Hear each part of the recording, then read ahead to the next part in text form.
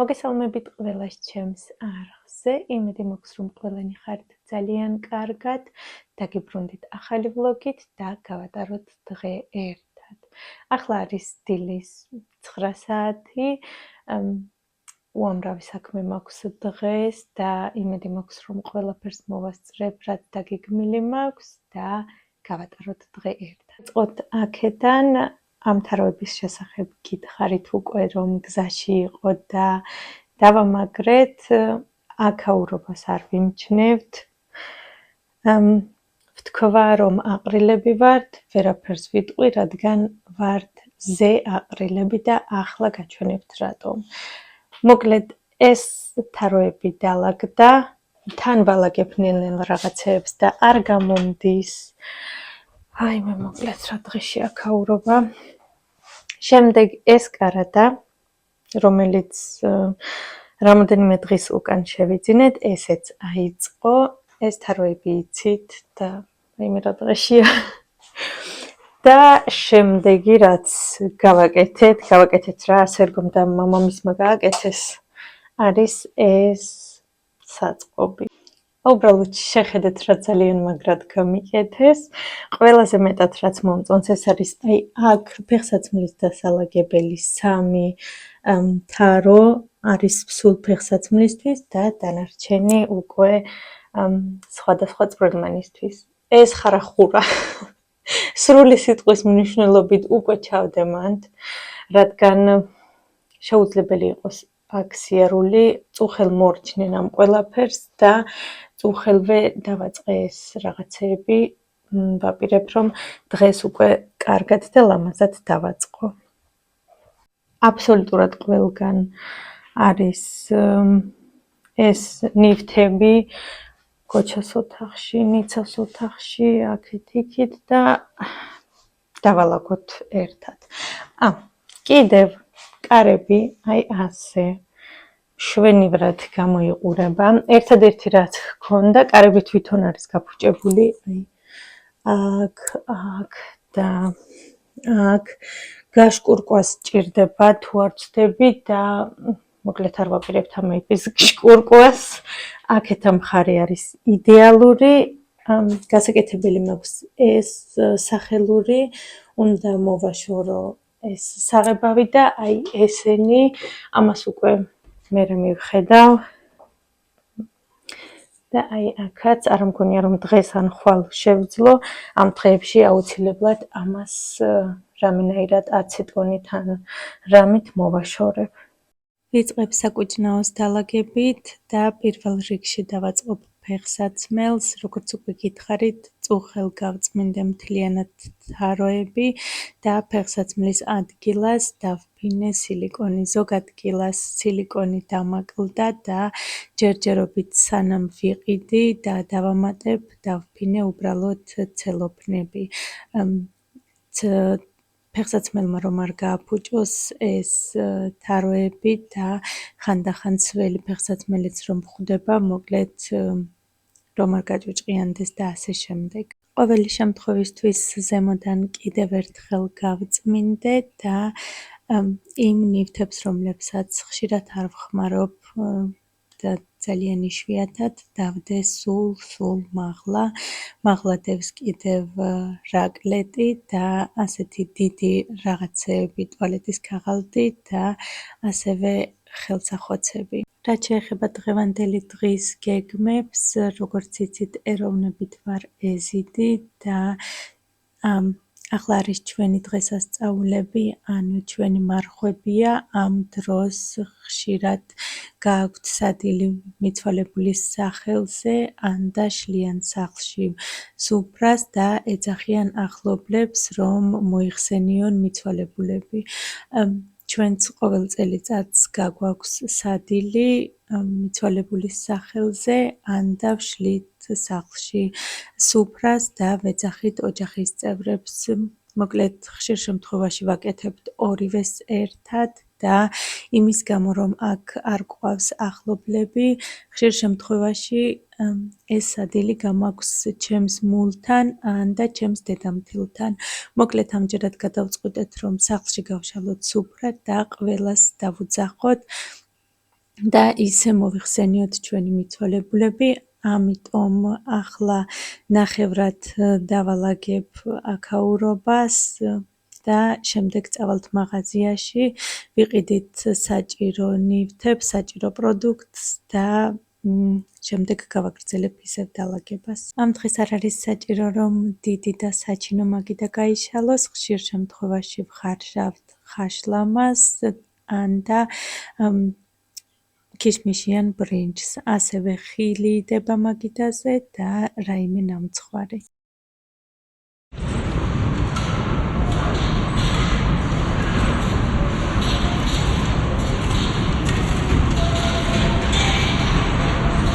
ეს არის დღევანდელი ჩვენი საყიდლები. ვიყიდეთ თითქმის მხოლოდ დღევანდელი დღისთვის. ახლა გაჩვენებთ რა ვიღეთ.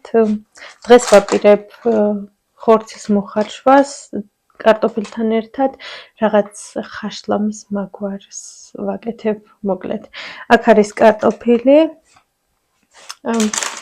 გაყინული პური, გამოსაცხობი პური და ეს პური, რომელიც ქართულ ლავაშს გავს, ეს პური ავიღე დღევანდელი დღისთვის, ანუ სუფრისთვის.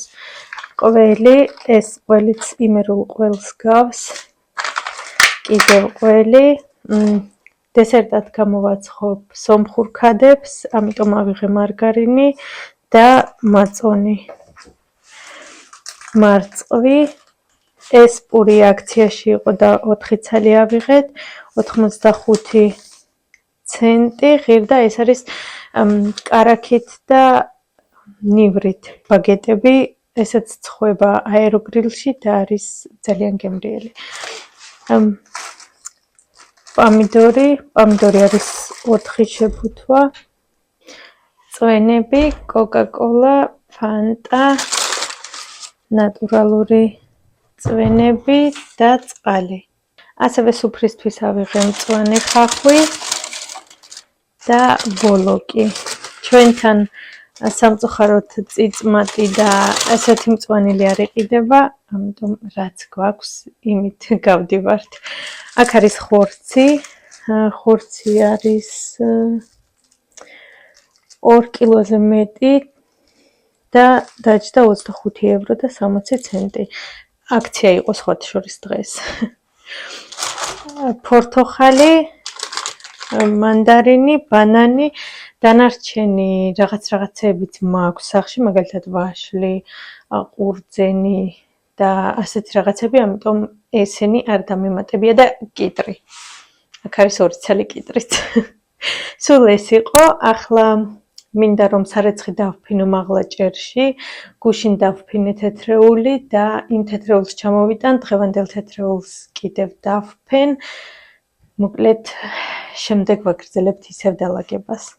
პირველ რიგში ვფიქრობ, რომ ჯერ გავრეცხო მწვანილი და წყალში ჩავდო ხორცი, რომ კარგად გაირეცხოს. ვერაფრით ვერ მოვიცალე, რომ ეს ნიჟარა დავამუშავო ზეთით, რადგან ლაქები ეტყობა წყლის მერე, როცა შრება. და ჯერ კარგად გავრეცხავ, მერე წავალ დავფენ სარეცხს.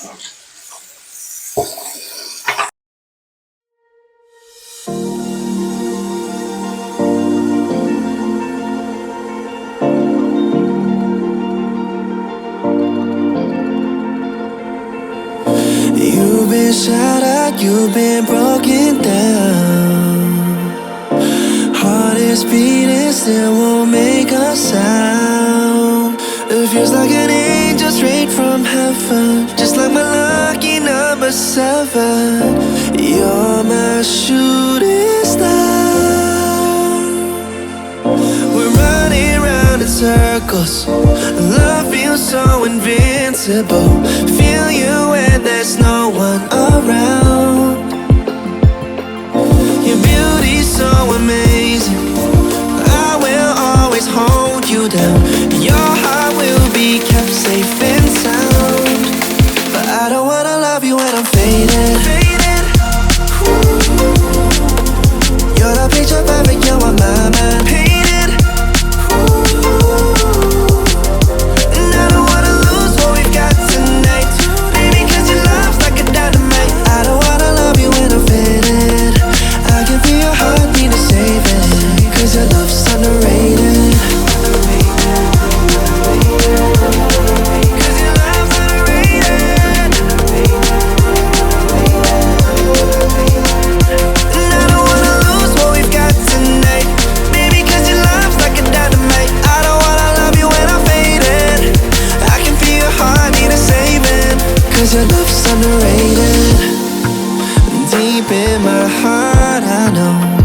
irreplaceable. Together unstoppable. And I feel frequency. ხორცი დავტოვე გამდინარე წყლის ქვეშ, ახლა ავალ დავფენ სარეცხს, როგორც უკვე გითხარით, გუშინ დავფინე სარეცხი და მთელი ზამთრის მანძილზე ნოემბრიდან გუშინ დავფინე პირველად მაღლა, რადგან მიუხედავად იმისა, რომ გარეთ ძალიან ცივა, ხანდახან მზე გამოდის ხოლმე და მზე აცხელებს ამ ქვებს, როგორც ხედავთ გვერდებზე სპეციალური ქვები აქვს ჩამაგრებული, შემდეგ ცხელდება და უფრო მალე შრება სარეცხი, ამიტომ სარეცხი იყო თითქმის მშრალი ჩემდა გასაკვირად და დავფინე შემდეგ ახალი სარეცხი იქ უკან ჩემი მეზობლის სარეცხი კიდია პირველი სართულისგან ხშირად არ კიდებს ხოლმე სარეცხს, მაგრამ ამჯერად იყო დაფენილი და მეც დავფინე აქეთ მხარეს.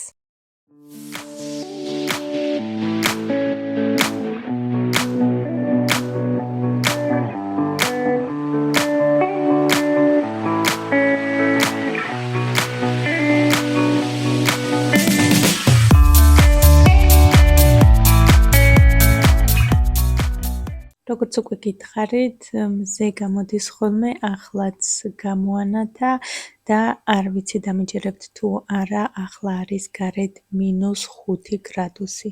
დილაობით ბავშვებს სკოლაში რომ ვაცილებ, -10 გრადუსამდე ადის და შემდეგ დღის განმავლობაში ვარდება ეს ტემპერატურა. მოვიტანე სარეცხი, ვამოწმებ, ასე სახეზე ვიდებ, გაშრა თუ არა. აქედან თითქმის ყველაფერი გაშრა, მხოლოდ რამოდენიმე ნივთის გარდა და ისიც დავდე გამათბობელზე რამოდენიმე საათში ავიღე. ასევე მინდა გავცე პასუხი ყველაზე ხშირად დასმულ კითხვაზე, ეს ბინა ჩვენია თუ არა და მას შემდეგ როცა იგებენ რომ ბინას ვქირავთ, ისმევა კიდევ ასეთი შეკითხვა, გვაქვს თუ არა უფლება ამ ყველაფრის, რასაც ვაკეთებთ და საერთოდ გადაკეთება, გადმოკეთება, შეღებვა და ასე შემდეგ.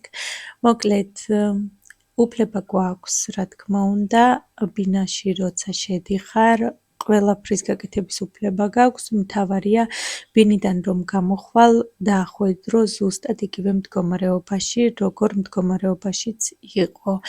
მაგალითად, ბინაში რომ შედიხარ და როცა ქირაობ, არ არის იატაკი, საერთოდ არაფერი არ არის, არც ჭაღები, არც კარნიზები, რომ ფარდა დაკიდო ან რამე, ყველაფერს აკეთებ შენ თვითონ. შედიხარ სრულიად ცარიელ ბინაში, სადაც არის მხოლოდ კარფანჯარა და თეთრად შეღებილი კედლები. დანარჩენ ყველაფერს აკეთებ შენ თვითონ, ასევე დებ ხელშეკრულებას რამოდენიმე წლით, რამოდენიმე თვით, ან და როგორც ჩვენ მთელი ცხოვრებით, ჩვენ სამუდამო ხელშეკრულება გვაქვს დადებული და მანამ სანამ ჩვენ აქედან არ გავალთ, უფლება არ აქვთ რომ მოგვითხოვონ ბინის დაცლა.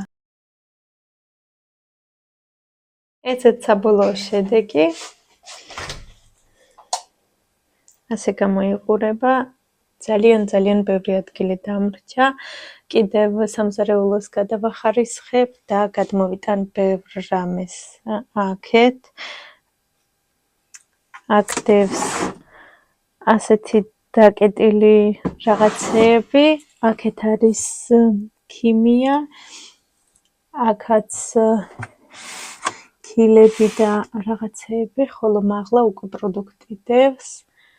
და აქაც არის ნივთები, რომელსაც ხშირად არ ვხმარობ, ეს არის გამოსაცხობი ფორმები. აქაც გამოსაცხობი ფორმებია და აქაც. მოკლედ, აი ასეთი შედეგია და შედეგით ვარ ძალიან კმაყოფილი. მოკლედ, ახლა გადავიდეთ ქადების გამოცხობაზე. ახლა მოვამზადებ ქადებს, მოვზელ ცომს, შემდეგ 20 წუთით ჩავდებ მაცივარში და შემდეგ გამოვაცხობ. ავიღე 3 ჭიქა ფქვილი, ასევე 1 კვერცხი, 200 გრამი კარაქი და 1 ჭიქა კეფირი.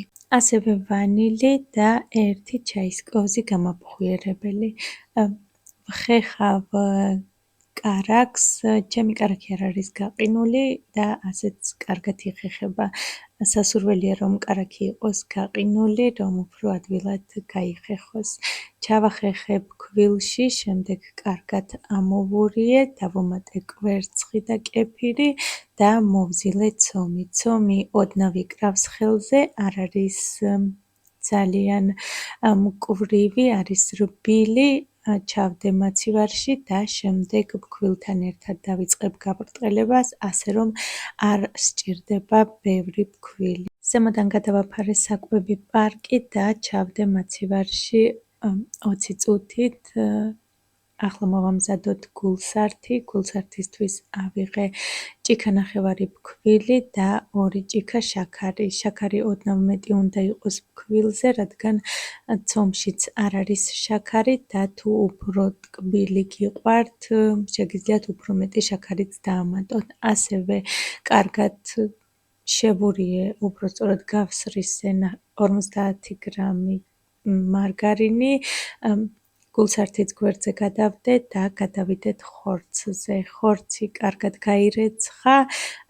ახლა დავჭრი და დავდგავ მოსახარშად. შემდეგ დუღილს რომ დაიწყებს, კარგად ვქაფავ რამოდენიმეჯერ, ისე რომ წყალი იყოს წმინდა. ამის გამოც კარგად ვრეცხავ ჯერ რამოდენიმე საათით, რომ წყალი იყოს წმინდა, რადგან ასეთ სადილს ჩემი ოჯახის წევრები სიამოვნებით თვითონ წვენთან ერთად მიირთმევენ ხოლმე და ვცდილობ, რომ წვენი იყოს რაც შეიძლება სუფთა და კამკამა. ცალკე დავდგი შემდეგ კარტოფილიც, სიმართლე გითხრათ, დრო აღარ მქონდა და ბევრი აღარ გადამიღია, რადგან როგორც იცით, გადაღებასაც დრო სჭირდება და მე აღარ მქონდა ამდენი დრო, ამიტომ ბევრი ვეღარ გადავიღე. ახლახანს მოვიდა ნიცა სკოლიდან, პატარა შესვენებას მოვიწყობთ და მივირთმევთ სუშის, რომელიც გუშინ მოვამზადე. ეს ჩემი სუში დარჩა, დანარჩენი შეიჭამა. ჩემს სურს ვეძახი, რადგან ჩემთვის არ შეიძლება წითელი და უმითევზი, ამიტომ ცალკე მოხარშული თუნათი და კიტრით მოვიმზადე. ახლა მე და ნიცა ვისადილებთ და შემდეგ გავაგრძელებთ ისევ დალაგებას. დღეისთვის გაირეცხა მეორე ხელისარეცხი, ახლა გავრეცხე პირსახოცები და ამჯერად დავფენ აქვე აივანზე, რომ შემდეგ საღამოს შემოვიტანო და დავიწყო სახლში გაშრობა. დრო საერთოდ აღარ გვაქვს, 9 საათში ჩვენი სტუმრები უნდა მოვიდნენ, მოკლედ პანიკაში ვართ და ყველა ერთად ვალაგებთ და ვაკეთებთ საქმეებს. მოკლედ ნიცა და სერგო კარგად დამეხმარნენ და სანამ მე ქადები გამოვაცხე, მიალაგეს მთლიანად სახლი, შემდეგ მე გავშალე მაგიდა და მოვიდნენ კიდეც ჩვენი სტუმრები. სიმართლე გითხრათ, ყველაზე მეტად იმაზე ვნერვიულობდი, რომ ვერ მოუსწრებ და ხორცის მოხარშვა და კარტოფილის, მაგრამ საბედნიეროდ რომ მოვიდნენ, ხორციც უკვე მოხარშული იყო და სადღაც 5-10 წუთში კარტოფილიც მზად იყო. ამჯერად ვნახე, რომ თვითონ წვენი ძალიან დაბინძურებული იყო და გადავწყვიტე წყლის შეცვლა. როგორც ხედავთ, დავდგი უკვე ჩაიდანი წყლის ასადუღებლად და შევუცვალე წყალი თვითონ ხორცს. გადავედი ქადების მომზადებაზე, გავაბრტყელე ცომი. ჩვენი წინასწარ მომზადებული ცომი გავყავი 2 ნაწილად, ახლა არის 1 ნაწილი. წავუსვი ზემოდან კვერცხის ცილა, მოვაყარე გული, გადავახვიე, ცოტა გადავაბრტყელე და ზემოდან წავუსვი შემდეგ კვერცხის გული. დავჭერი და გამოვაცხე 180 გრადუსზე წინასწარ კარგად გახურებულ ღუმელში. 17-18 წუთით. ამის მეტი უკვე ვეღარ შევძელი ვერაფრის გადაღება, ასე რომ აქ დავასრულებ ჩემს ვიდეოს. უღრმეს მადლობას გიხდით, რომ უყურეთ ბოლომდე. დიდი იმედი მაქვს, რომ მოგეწონათ. მომავალ შეხვედრამდე.